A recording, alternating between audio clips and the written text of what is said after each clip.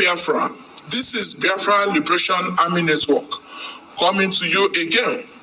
Please do subscribe, like, share, and comment. Media, especially X, you will understand that for some days now, on pictures by any Dr. Ngozi Oraweze that is circulating la social media. You gotta go. And that picture, the madu jia ne deife or abofulani, all that. And there is something that I will read out to you. But before I read that out, there is something that I want to say before I read it out. I say follow who know road. It is very, very important you follow who know road. And before you know so who know road, something onwere ife mere onye aji wee bụrụ onye ma ụzọ. And ife mere onye aji wee bụrụ onye ma ụzọ bụ na ọ gago dị ụzọ. Maybe make mistakes. Gabakwa pụtakwa n'ezigbo ụzọ. So the person knows the terrain very, very well. Onye ama ụzọ. And mgbe ọbụla ị na-eso onye ma ụzọ, you can never miss road. Amami na-agọta. And onye ma ụzọ, you can equally say na onye a nwe ụzọ. That is because ọma ebe ị na-edere branch left or right, straight, center, ebe ọbụla ọma dị ụzọ very, very well. Onye ma ụzọ can equally be addressed as onye nwe ụzọ. Amami na-agọta. Ọ bụ na watch ya n'ime okwu nwere onwe a na-ekwu, the people bụ isi afrokwa bụ okwu n'ime okwu nwere onwe a fa bụ ndị ma ụzọ. And I am going to prove it to you. One, Maazị Nnamdi Okwukanu bụ onye ma ụzọ. And ọ ma ụzọ a, he understand Bongo and the Bongorians, how they operate. He understand them very, very, very well. That is because Ogwa na akwụkwọ. You gotta go now. Gosi akwụkwọ follow politics Bongo and the Bongorians. Even Sokuo me protects banyere obodo Bongo ka ife dị mma. Amamela got now. He have joined protest like the street of London. The video in a social media. If I ain't a ife dị na media, I am a content creator, a political analyst. Amamela got now. And a preacher of the gospel of redemption. Lanki Pazwa, I preach with anointing. That is the truth. So Maazị Nnamdi cannot understand Bongo and Bongorians, how they function. Even to some point, he said that he have studied Obodo Bongo maybe for 18 or 16 years. I stand to be corrected. That is to say, he know road. Then, he have understand Bongo very well. To the point, even not joining the protest to make sure nobody Bongo them. And what happened? He did all that until it was done on him. Nobody Bongo, no way what happened? He withdrew and begin to ask for outright freedom of his people. That is because Omozo, Opagarigo Nobodo Bongo, he understand how they operate until he confirmed. Nobodo Bongo, no way if I am Miametia. What happened? He withdrew and begin to ask for the freedom of his own people. Now. Okay, that is that for the side of Maazị Nnamdi Okwukanu. Then we present to you Maazị Ekpanjoko. Maazị Ekpanjoko bụ a sportman. You got to go now. Even Owe Nichago medal for Obodo Bongo. Ọ na-agba ọsọ, or a sportman ka ọ bụ. So he have known Bongo very, very well. Very, very well. More than all these people that you see that is talking trash like social media. By Mazepa. He knows Bongo very well. From their coach, from their academy, to the international level. He understands the system of Obodo Bongo, how Obodo Bongo operate and eat people. You got to go now. Then what happened? He traveled to Finland. There, Oboro Nigeria, president of Nigeria community in Finland. I think president, I stand to be corrected. So he knows Bongo and Bongorians very, very well. Omegidi Ifa, even to the point, even though get 31 work Ife na Germany. Bo Ekwere Mmadu. He was there. So he understands how Obodo Bongo work and how they operate. He have friends of politicians.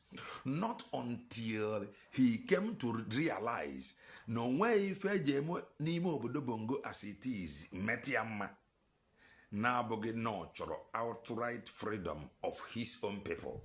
What happened? He no road. He have been there. He have seen it all. Osikwe ba apụta. And everybody saw how mighty Yamade and how he operated. That is because he is of known.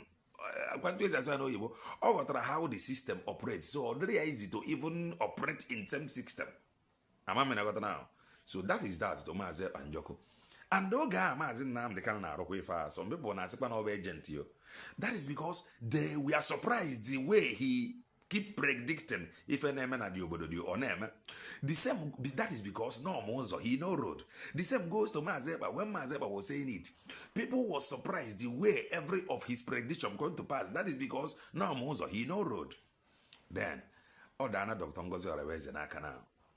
Some people are now war on social media. No, baby, onye Fulani, Orabo Fulani, they go as far as bringing out pictures she took Ebogra program. Nobodo Bongo, you gotta go now. They went as far as bringing those things, telling you that she is an agent. That to them, they want to prove to you that she's an agent. But remember, Prophet Igilla talked about transformation. And that transformation can be a staunch Bongorian, even a Bongorian politician can be converted today. And the person can talk about Biafra, say it better than you do. That is because you have never been there. You have never been arrested. You have never been, or maybe you famous, but you know where they go. So let me read this out. That the woman now, she have been there. She understand how Obodo Bongo and the Bongorians operate. For you not just hate somebody because what they are saying. Follow who no road. Something made you to no road. A man no katamarozo. So the people that has been talking about this freedom, they have been one Nigeria list. Even you, some of you can use Niger document abroad. That is the honest truth. So anybody over there now, all the people that have known road, as an ejeka me je ko onye isi awe ife we maru. Obodi eziokwu.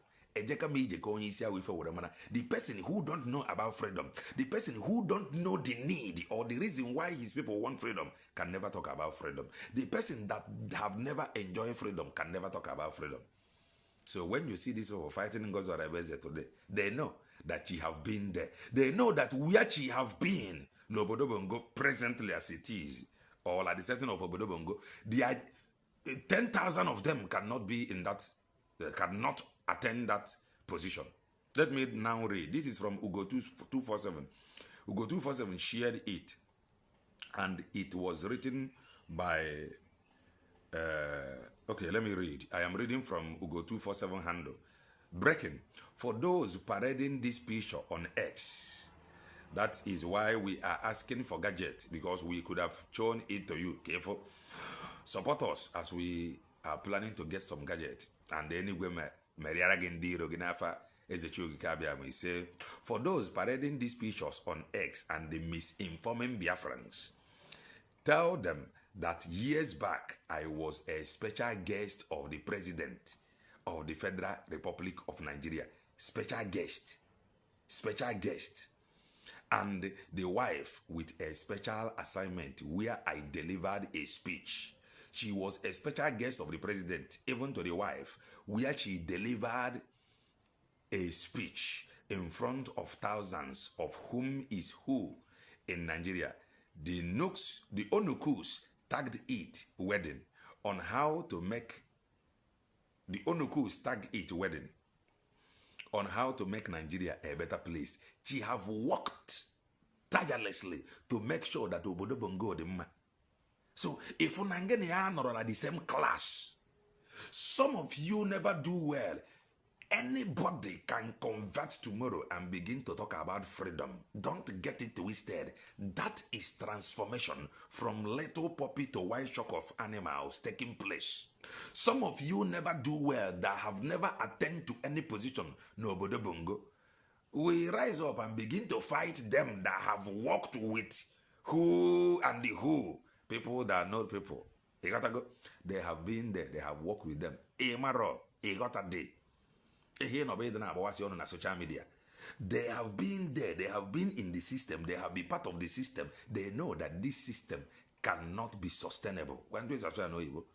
Fair pata na azozi nwere onwe.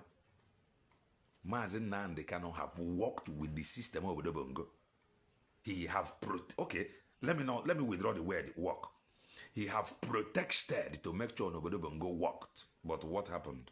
Already it was a one Nigeria list. Mazi Nnamdi Kanu have worked, even export man, even Nigeria community in Finland, the president, until he saw the reason.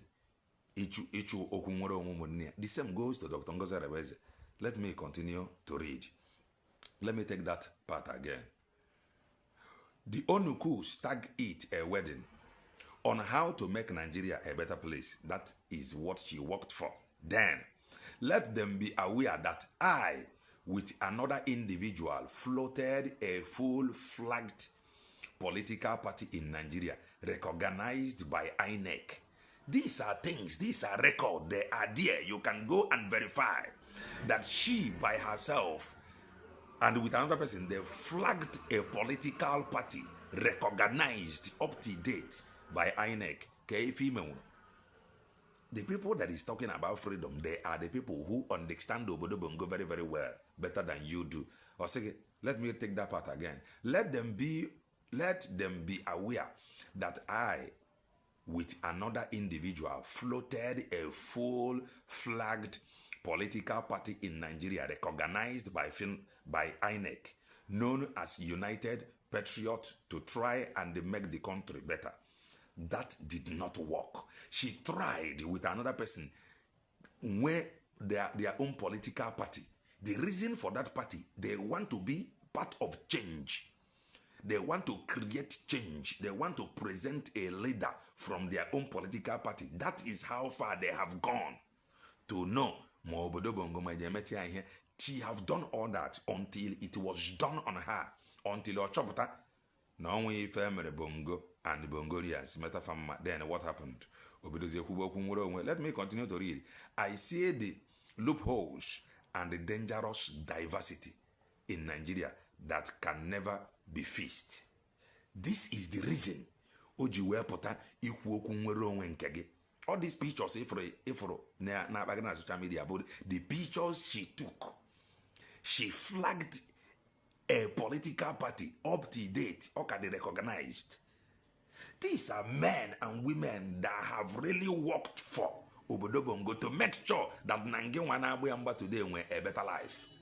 Until she see that Mazeba called dangerous diversity, that dangerous diversity can never allow Obodo Bongo to work. When she was building this political party, he wasn't there. You gotta go. Build the child, confirm or within her that Obodo Bongo don't wait for you, and this is exactly what many of them have done. From Mazin Nandekano to Mazepa, now to her. Let me take that part again. I see the loopholes and the dangerous diversity in Nigeria. The Mazepa talked about this dangerous diversity. I see the loopholes and the dangerous diversity in Nigeria that can never be fixed. And my task is to ensure that Biafra as a sovereign nation is fully protected, stand and active, and one of the best countries in the world.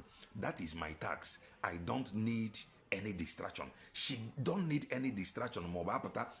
Continue posting pictures. Where is there? Some days to fundraising. Pictures will be flying all over social media without a single clip of discussion of the reason why about that picture. The reason why they keep flagging these pictures is to distract you. That is just all. Can you happy in support that you believe? You gotta go. That is the reason why AGA without these pictures just to distract you. She have worked Nobodo Bongo to make sure Nobodo Bongo work and worked. She now switched to Biafra to save you. You gotta go. Then what does she have today? You people calling her names. That is just all. Rappers here, people that have actually tried Lobodo Bongo to make sure it work.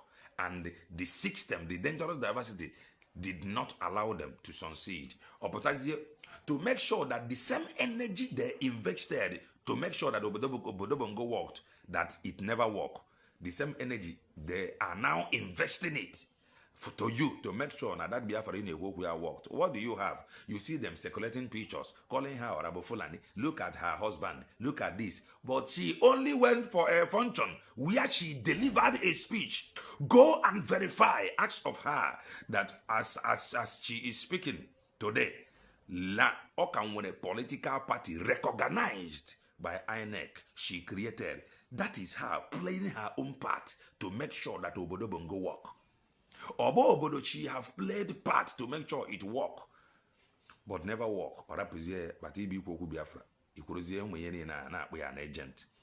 Let me read the last paragraph.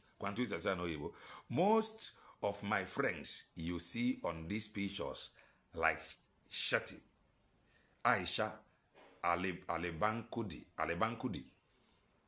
etc., are ministers in Nigeria today.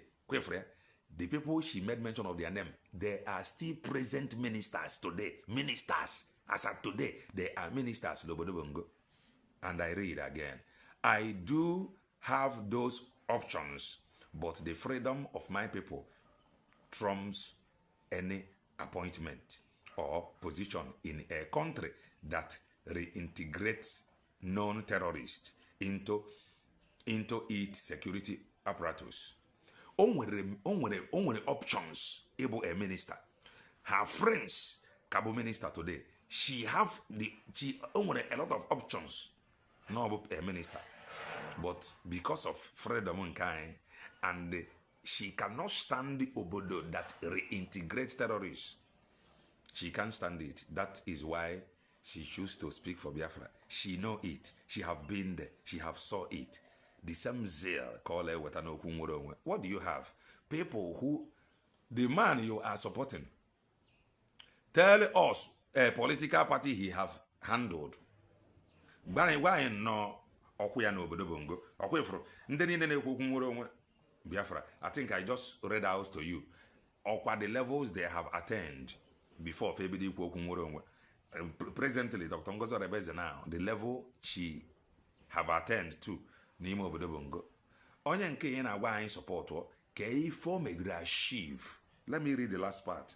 Osigi, do not disturb me in my job as the United States of Biafra COS DPN. Pick your battles and do not cause unnecessary problem for yourselves. Pick your battles. Or if on pick your battles. Ngeni ya no na the same grade. Ngeni ya no na the same league. From what I read out to you, from Mazina and the Kano to Mazeba, to her, you can pick your battles. Hanchanine is of the same grade. They have really worked for Obodo Bongo to make sure no Obodo Bongo stand. But what happened?